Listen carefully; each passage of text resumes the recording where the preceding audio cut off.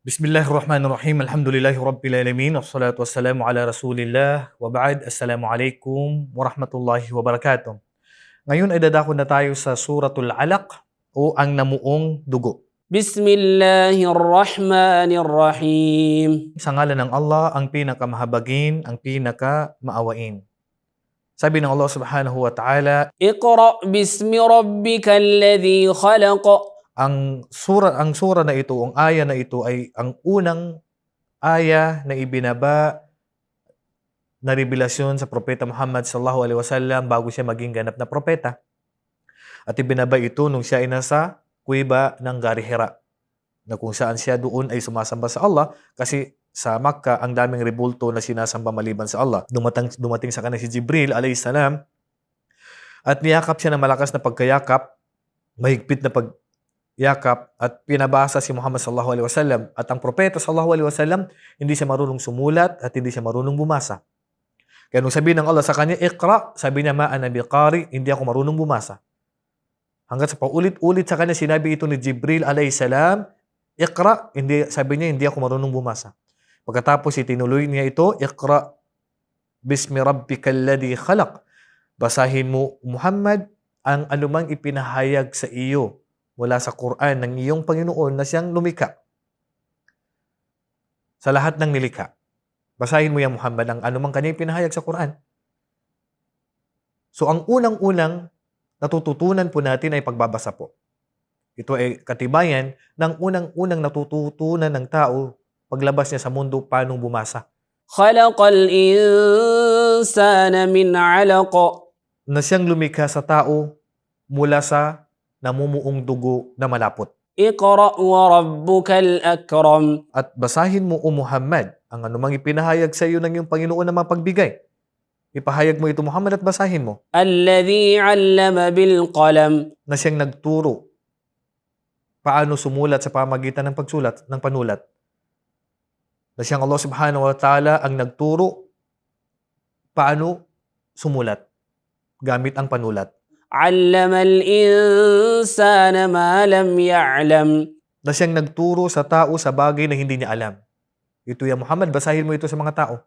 Ang mga bagay na ito na mula sa Quran. Kalla innal insana layatgha. Walang pag-alinlangan.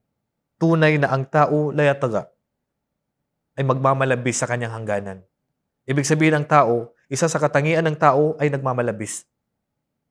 Sumusobra siya sa kautusan ng Allah subhanahu wa ta'ala at hindi siya sumusunod. Sumusuway. Bakit? Ar-ra'ahu istaghna. Dahil ang alam niya, magliligtas na sa kanya ang kanyang kayamanan. Wala na siyang pangangailangan sa Allah. Yan ang akala niya. Nagmamalabis na siya sa mga gawain niya. Sumusuway na siya sa kautusan ng Allah. Ar-ra'ahu istaghna. Dahil ang alam niya, hindi na niya kailangan ng Allah. Dahil ang akala niya, yung kayamanan niya, magliligtas siya sa kanya. Inna ila rabbika ar-ruj'a. Tunay na ikaw, ya Muhammad, sa Panginoon mo, babalik ka sa kanya. Ikaw na tao, babalik ka sa Allah subhanahu wa ta'ala. Hindi mo ba alam na mamamatay ka rin? Hindi ka ililigtas ng kayamanan mo na yan na akala mo ay hindi mo na kailangan ng Allah. Babalik at babalik ka sa Allah. Inna ila rabbika ar-ruj'a. Tunay na ikaw ay babalik sa Allah. Lahat ng kanyang nilikha babalik sa kanya at harap sa kanya sa araw ng paghukom. Ara'ayta alladhi yanha 'abdan idha shalla. Ara'ayta alladhi yanha, nakita mo ba ya Muhammad, siyang nagbabawal at nagpipigil? Sino yun? Si Abu Jahal. Nakita mo ba ya Muhammad si Abu Jahal na pinipigilan niya? Sino ang pinipigilan niya? 'Abdan idha shalla, na si Muhammad na siya habang siya nagsasala, pinipigilan niya magsala. Sabi niya, Muhammad, tumigil mo, itigil mo yung pagsasagawa ng sala. Ara'ayta in kana 'ala al-huda. At nakita mo ba ya Muhammad, kung sakaling ito si Abu Jahal, siya ay nasa patnubay, babalik ta rin natin at siya ang nasa tamang landas? Aw amara bit-taqwa. O siya ay nag-uutos ng pagkatakot sa Allah subhanahu wa ta'ala? Sa tingin mo ba, bakit kanya pagbabawalan sa bagay na yan, sumasamba ka sa Allah at nag-uutos ka naman sa pagkatakot sa Allah? Hindi niya gagawin yan. Dahil alam niyang ikaw ay nasa matuwid na landas.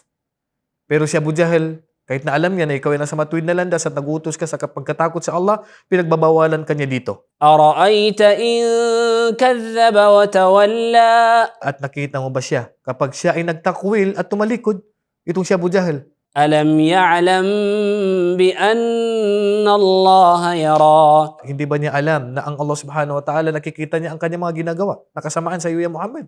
كلا لئن لم ينته لنسفعا بالناصية At walang pag-aalinlangan, ya Muhammad, na kapag si Abu Jahal ay hindi titigil sa ginagawa niyang kasamaan sa iyo, lanasfa'an bin nasiyah, ay amin siyang uutusan namin ng mga anghel at siya ay kakalad ka rin sa pamagitan ng kanyang noo. Sa kasunod ng kadulo ng kanyang buhok, kakalad ka rin siya at ihahagi siya sa impyerno. Diyan siya hihilain, dito siya hihilain ng mga anghel patungo sa impyerno. Kakalad ka rin siya na matinding pagkakaladkad. Dahil kapag hindi siya tumigil sa kasamaan na yun na ginagawa niya, ya Muhammad. ناصية كاذبة خاطئة Ang noo na yan na sinungaling na nag-uutos ng paggawa ng kasinungalingan ng noo na yan. Bakit dito sa utusan? Dahil ang noo na yan na nagsisinungaling at nag-uutos ng kasamaan. فليدع ناديه Kaya manawagan na si Abu Jahal, tawagin na niya mga kasamahan niya kung makakapagligtas sa kanya. سندع الزبانية At pagkatapos sa nad'uz zabaniya at uutusan namin at tatawagin namin, sabi ng Allah, ang mga anghel ng impyerno para kunin si Abu Jahal. كلا لا تطعه واسجد واقترب Kaya ikaw, ya Muhammad, ano man ang pagbabawal sa iyo ni Abu Jahal na sumamba sa Allah at mag-ali ng pagsala, la tuti'hu. Wag na wag mong siyang susundin. Bagkus ikaw ay mag-ali ng pagpapatira pa at magbagay na magpapalapit sa iyong Panginoon. Wag na wag mong siya susundin. Ipagpatuloy mo ang pagsasagawa mo ng sala at pagsamba mo sa Allah at wag mo siyang papansinin. Ituloy mo ang pagsasagawa mo ng pagsujud at gawaing magpapalapit sa iyong Panginoon. Wallahu a'lam. Wa sallallahu ala nabiyina Muhammad wa ala alihi wa sahbihi ajma'in. Assalamu alaikum wa rahmatullahi wa barakatuh.